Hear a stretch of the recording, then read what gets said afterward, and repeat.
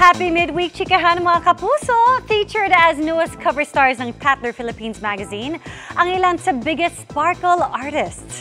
Extra special ang sparkling cover na yan na bahagi ng paghahanda para sa 75th anniversary ng GMA Network at 30th anniversary ng Sparkle GMA Artist Center. Ang pasilip sa behind the scenes ng cover shoot sa chika ni Nelson Canlas. 6 and 7. Okay. Golden, glittering, and sparkling.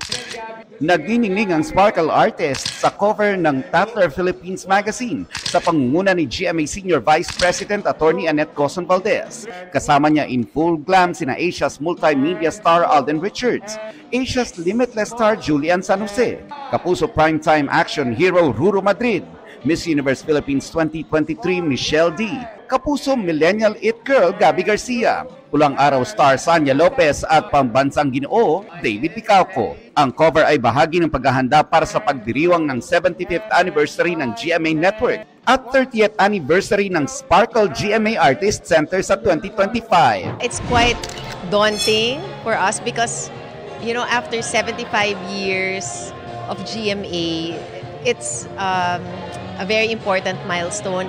We're preparing very well for it. Masaya raw sina Alden at Gabby na maging bahagi ng GMA. Nakakatuwa po na talagang we've seen how the network has grown in the past years, gaano karaming buhay ang nabago, gaano karaming tao ang natulungan in terms of showbiz and news. I basically grew up, spent most of my teenage years in Sparkle in GMA, so they saw me grow. They also added to my values, not just as an actor, but also as a human being.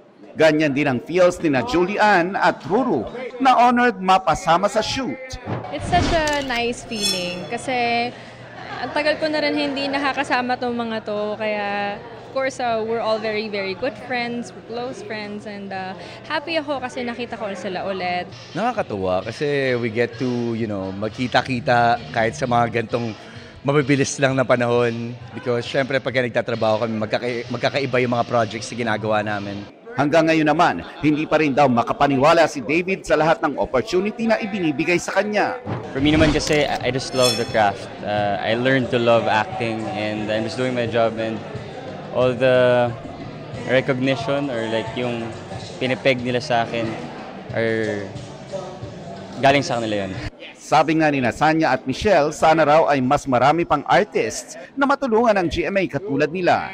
Yung blessing na natatanggap namin, it's because of them, of the Sparkle and GMA Network, of course. And I'm very proud to be a Kapuso na parte pa rin ako hanggang ngayon. GMA was so pivotal in the success of my career. I am a homegrown Kapuso. I'm also a homegrown Miss Universe Philippines, the first. So a lot of milestones were definitely hit dahil sa suporta ng GMA Network sa akin. Nelson Canlas, updated sa Showbiz Happenings.